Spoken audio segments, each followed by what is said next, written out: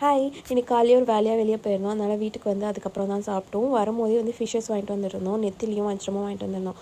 நெத்திலி வாஷ் பண்ணிவிட்டு மஞ்சள் உப்பு போட்டு ஃப்ரீசரில் வச்சுட்டு ஒரு பாக்ஸில் வஞ்சிரம் மட்டும் இன்றைக்கி லஞ்சுக்கு பண்ணலான்னு சொல்லி அதை மேரினேட் பண்ணி வச்சுட்டு தேங்காய் பால் சாதம் செய்யலான்னு யோசிச்சுட்டு இருந்தேன். ஆனால் ஃப்ரிட்ஜில் வந்து தேங்காய் பால் இல்லை. சரி, நார்மல் பிரிஞ்சு மாதிரி பண்ணலான்னு சொல்லிட்டு பண்ணிகிட்டே இருக்கும் போது எனக்கு நார்மல் பாலே ஊற்றி செஞ்சால் நல்லாயிருக்குமான்னு தோணுச்சு. அதனால் நான் 2 கப்பு தண்ணி 1 கப்பு நார்மல் நம்ம பாலை ஊற்றி செஞ்சேன்.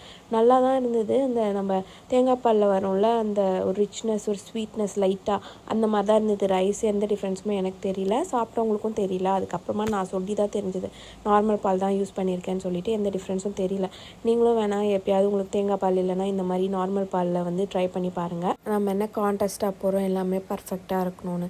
நம்ம வீடு தானே, நம்ம ஏதாவது ஒன்று மாற்றி செஞ்சு பார்த்தா ஒன்றும் தப்பு இல்லை. அது நல்லா இருந்துச்சுன்னா நம்ம அதை வந்து தொடர்ந்து செய்யலாம். நல்லா இல்லைன்னா அது ஒரு லெசன், அவ்வளோதானே.